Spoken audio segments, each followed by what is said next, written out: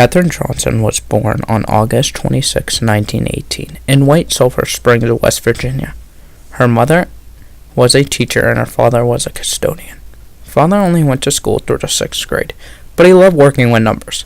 He could solve math problems that Katherine's teachers could not. Katherine inherited that wonderful ability to count. She was allowed to enter summer school early because she could read at a very young age.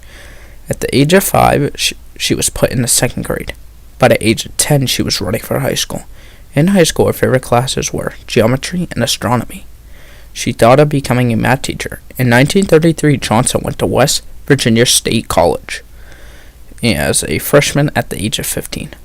Working as a teacher in place of her husband, who became very ill after drinking unpasteurized milk, she would have to board a bus in Charleston, West Virginia, and ride to Marion, Virginia.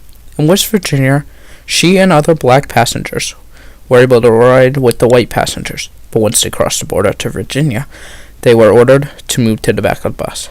They had to move to the back of the bus because of the Jim Crow laws that were in place in the state of Virginia, which did not allow blacks to share bathrooms, public halls, restaurants, and sit together on buses. In early 1950s, her family had a party where she was told about the National Advisory Committee for Aeronautics, NACA, was hiring mathematicians. In 1941, President Franklin Roosevelt signed an order to prevent discrimination in the workplace, and NACA began hiring more African American women. Katherine joined NACA in 1953, where she used a mechanical calculator and a slide rule to solve problems and check calculations for the engineers. Mechanical calculators were a large machine used for adding, subtracting, multiplying, and dividing. In her new position, Katherine was not treated fairly due to the color of her skin.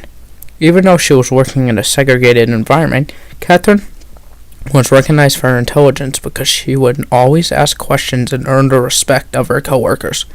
Katherine was assigned to project in the Molecular Loads branch of the Flight Research Division, and her temporary position soon became permanent, and she worked in the Langley Research Center. In 1958, NACA became the National Aeronautics and Space Administration, NASA.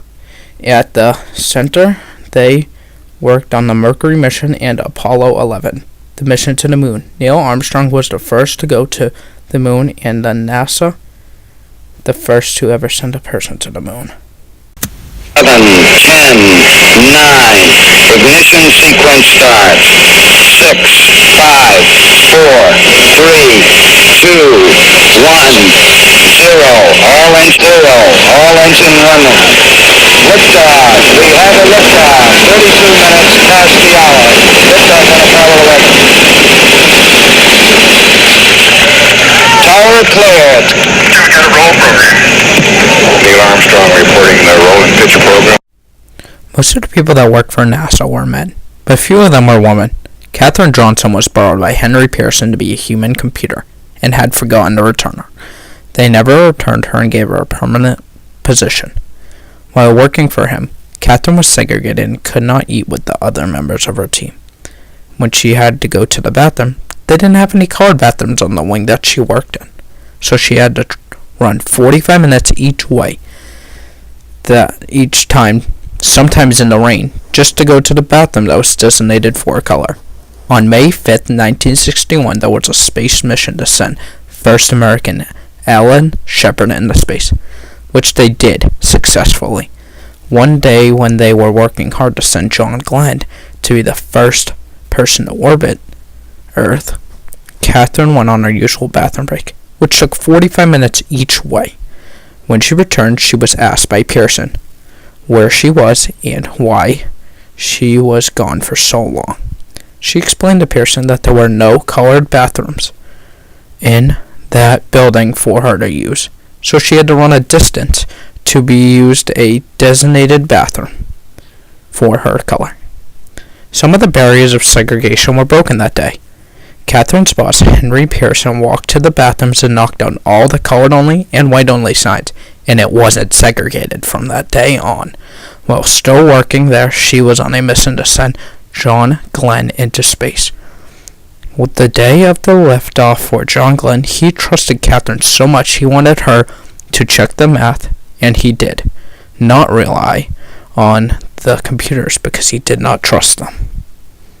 9, 8, 7, 6, 5, 4, 3, 2, 1, 0. Ignition. Liftoff. Liftoff. And 34 minutes after the hour. John Glenn orbited space and came back alive because of the human computer that was Katherine Johnson. On November 24, 2015, at the age of 97, Katherine Johnson was one of 17 Americans to be awarded the Presidential Medal of Freedom by Barack Obama. I wonder if she ever doubted that she would live to see an African American president in her lifetime, much less receive an honor from one.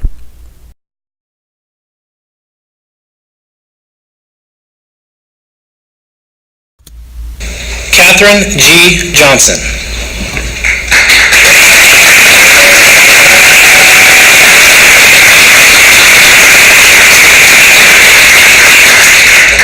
With her razor-sharp mathematical mind, Katherine G. Johnson helped broaden the scope of space travel, charting new frontiers for humanity's exploration of space, and creating new possibilities for all humankind.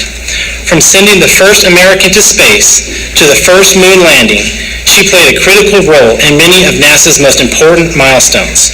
Katherine G. Johnson refused to be limited by society's expectations of her gender and race while expanding the boundaries of humanity's reach.